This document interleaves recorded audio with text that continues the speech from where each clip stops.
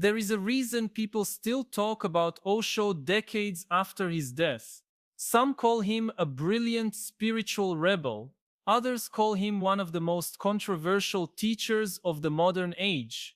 But behind the fame, the scandals and the headlines, there are deeper layers that most people never hear about.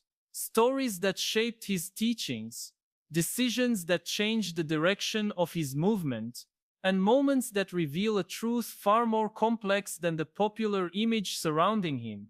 In this video, we are going to look beneath the surface. You will learn what Osho really taught, why millions followed him, and also why so many people feared him or disagreed with him. You will hear about the ideas that made him famous, the messages that inspired his followers, and the lesser-known events that made governments and religious groups watch him closely. Some of these events are rarely discussed, yet they shaped everything that followed. Many people know Osho as the guru of freedom, the man who rejected strict religion and encouraged people to live fully. But fewer people know that he started as a philosophy professor with sharp debating skills. He challenged religious leaders in public forums, and he surprised audiences by questioning sacred traditions with bold confidence. These early confrontations pushed him into the spotlight long before he created meditation centers or attracted global followers. They reveal a side of Osho that most people have never explored, the analytical, intense thinker who wanted people to question every belief they were taught. You will also learn why his teachings felt new and refreshing at a time when societies were becoming more stressed, more industrial, and more disconnected from self-awareness. He talked about meditation in ways that were not dry or difficult. He made spirituality feel alive, personal, and even joyful. His message was simple: awareness brings freedom. But that message came with sharp edges. He criticized religion, morality, and tradition so openly that it made him the center of national debate. And this is where the story becomes complicated, because with his growing influence came accusations, resistance, and controversy. Some said his teachings encouraged liberation. Others claimed they encouraged chaos. Some praised his view on love and authenticity. Others argued he broke boundaries that should not have been broken. These conflicts did not stay small. They grew into public tension, media attacks, and legal battles that still echo today. In this video, we will explore all sides: the inspiring ideas, the radical statements, the spiritual breakthroughs, the conflicts, the warnings, and the unanswered questions. You will learn about the core message Osho repeated throughout his life: awareness before everything. His unique approach to meditation that combined stillness with movement, his calls for personal freedom, and why they attracted young seekers across the world, the lesser-known disagreements between Osho and traditional religious leaders, the misunderstandings and clashes that shaped his public image, the psychological and emotional impact his teachings had on followers, the deeper reasons why governments kept an eye on his movement, the events that still raise debate today, the legacy he left behind, both inspiring and troubling. By the end of this video, you will not only know the teachings, you will also understand why Osho became a polarizing figure, loved by many and questioned by many others. You will see why his ideas feel powerful to some people and dangerous to others. And you will walk away with a clear, balanced view, not blind admiration, not blind rejection, but a deeper understanding of what truly made Osho such a complex force. Stay with this video till the end, because the last part will reveal a key insight about Osho that most people miss. It is a detail that changes how we read his message, judge his actions, and interpret his legacy. Missing that piece means missing the entire story. So relax, Stay open, and let us explore the truth about OSHO's teachings. Welcome to our channel. If you enjoy deep, thoughtful content like this, do not forget to subscribe and stay with us for more videos. Osho was born as Chandra Mohan Jain in 1931 in a small town in central India. He grew up in a large family, but even as a child, he stood out for asking bold questions and refusing simple answers. People around him often described him as sharp, curious, and unusually fearless. He challenged teachers, questioned customs, and pushed against ideas that others accepted without hesitation. This early resistance to authority shaped the path he would later walk. When he entered university, his interest in questioning only grew stronger. He studied philosophy and quickly became known for his debating skills. Professors invited him to discussions because he was able to analyze religious texts, traditional beliefs, and political ideas with both depth and courage. After completing his education, he became a philosophy professor. His lectures were not dry or ordinary. Students came from other departments just to hear him speak, because he made complicated ideas simple and made familiar concepts look completely new. Many people said his style was intense yet clear, and that he spoke with a confidence that made listeners rethink their assumptions. During this period, he also traveled across India, giving talks on religion, psychology, meditation, and social issues. These talks attracted attention because he challenged almost every established belief. He questioned religious rituals, exposed contradictions in traditional teachings, and spoke openly about topics that most leaders avoided. His boldness drew crowds, and with each event, his reputation grew. Some admired him as a fearless thinker, others criticized him for shaking the foundations of tradition. But no matter the reaction, people listened. As his audience expanded, he slowly shifted from being only a professor to becoming a spiritual teacher. He believed that academic knowledge alone could not help people. He said that philosophy must be lived, not just studied. He encouraged people to meditate, explore their inner world, and discover truth through personal experience. This transition marked the beginning of his movement. People who attended his talks began to stay longer, ask deeper questions, and seek guidance. Some traveled long distances to meet him, and small groups started forming around him. By the late 1960s, his followers grew in number. They were young professionals, students, intellectuals, and seekers who felt disconnected from rigid traditions but still desired spiritual depth. He introduced new meditation methods that used breathing, movement, and emotional release. These practices felt modern, energetic, and transformative to many people. As interest increased, meditation camps were organized where people could spend several days learning his methods. These camps became the foundation of the community that would later become known worldwide. His movement did not begin as a formal organization. It began as a gathering of people searching for clarity, freedom, and a different way of understanding life. Over time, as more followers joined, these gatherings turned into a structured community. In the early 1970s, a modern ashram was established where people from different countries came to learn directly from him. This marked a major turning point as his influence expanded beyond India and reached a global audience. Osho's teachings began with one central idea: awareness. He believed that true spiritual growth does not come from rituals, strict rules, or blind obedience. He often said that a person can perform thousands of rituals and still remain unchanged inside. For him, the real transformation starts when a person becomes deeply conscious of their thoughts, actions, and emotions. This is why he placed meditation at the heart of everything. His meditation methods were unique because they were active, expressive, and designed to break inner tension before guiding people into silence.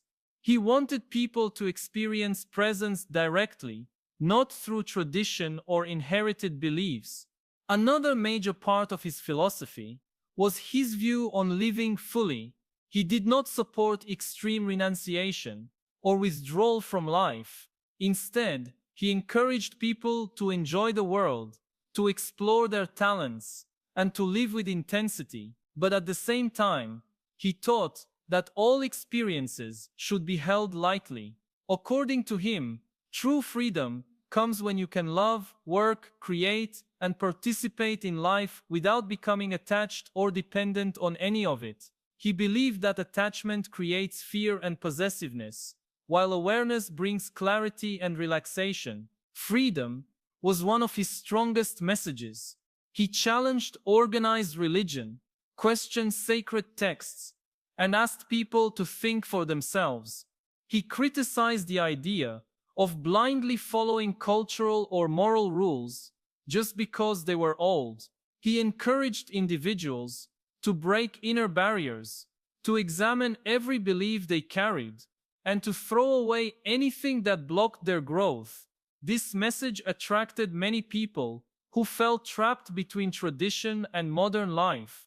He spoke about social conditioning, guilt, and the pressure to fit in, and he urged people to step out of these invisible cages. Another part of his philosophy that made him distinct was his emphasis on joy and creativity. He believed spirituality should not be dry, heavy, or serious all the time. He said that laughter, playfulness, dance, music, and art are as important as meditation. Many of his talks included stories, jokes, and moments of humor because he felt humor could open the mind and soften the heart. He wanted people to live with curiosity, without fear of making mistakes, and with the courage to express their inner potential. He also rejected many traditional, moral, and religious restrictions. This included his open, liberal view on sexuality. At a time when this topic was taboo in many societies, he spoke about it without hesitation. He said that repression creates inner conflict, while awareness brings understanding and balance. His openness shocked conservative groups, but it also attracted those who felt suffocated by cultural expectations.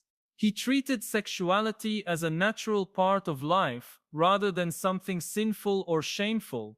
Beyond this topic, he encouraged people to question every moral rule and to build their own values based on experience, compassion, and clarity rather than fear or guilt. Throughout his teachings, he focused on authenticity and inner truth. He encouraged people to be honest with themselves, to drop masks, and to stop living for social approval. He said that when a person becomes aware, free, joyful, and true to themselves, they naturally become more loving and peaceful with others. His philosophy pushed people to explore life deeply while staying rooted in consciousness, making his message both challenging and liberating for those who encountered it. Many people were drawn to Osho because his message felt different from what they had heard all their lives. In many parts of the world, religion had become a set of fixed rules, strict rituals, and social obligations. People were told what to believe, how to behave, and what not to question. Anyone who felt confused, pressured, or disconnected from these systems often felt guilty for even thinking differently. Osho's teachings offered a way out of that guilt. He invited people to explore spirituality on their own terms. He encouraged them to look within, instead of depending on priests or traditions. This gave many seekers a sense of relief, because for the first time they felt allowed to think freely without being judged. His message especially appealed to those who felt suffocated by moral expectations. Many people grew up hearing that desire is dangerous, joy is suspicious, and freedom is risky. Osho challenged all of these ideas. He told people that life is not something to fear, but something to experience fully. He said that self-expression is not a sin, and that creativity is a natural part of being human. For those who had spent years hiding their true feelings, his words felt like fresh air. He spoke in a direct, confident tone that made listeners feel seen and understood.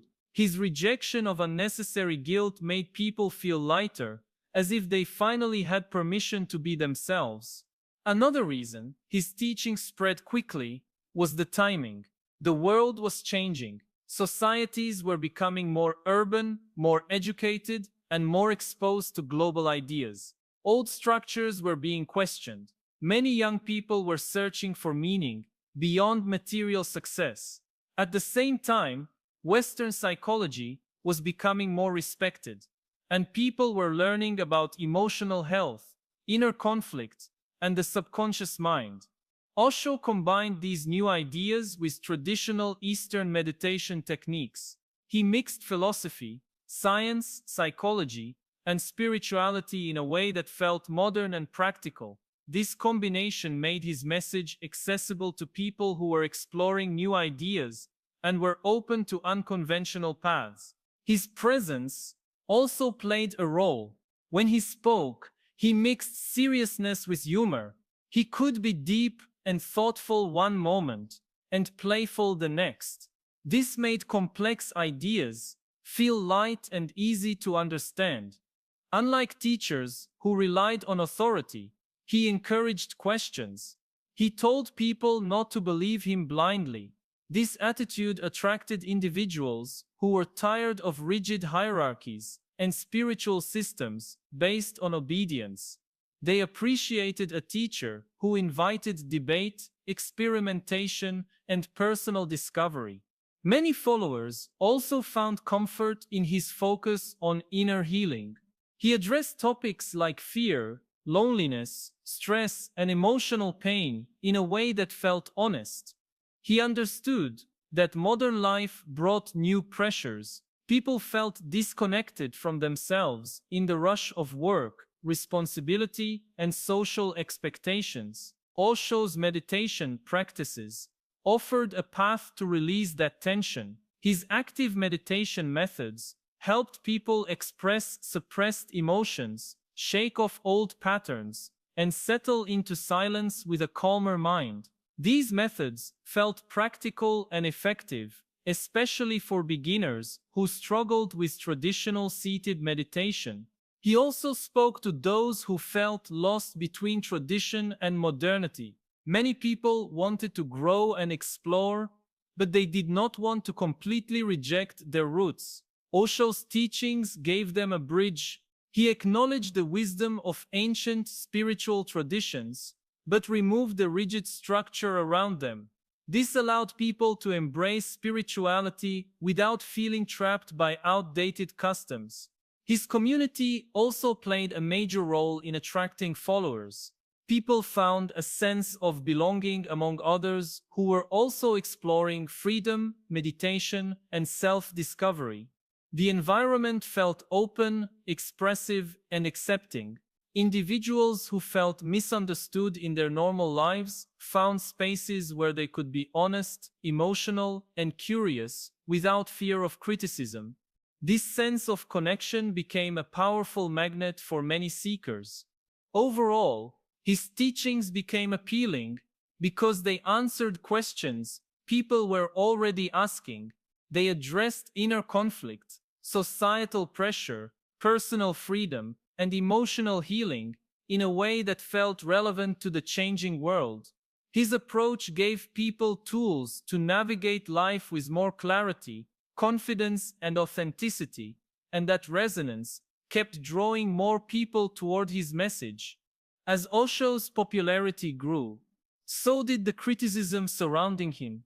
His open rejection of organized religion made traditional leaders uncomfortable. He challenged sacred beliefs, questioned long-held customs, and dismissed moral rules that many societies considered essential.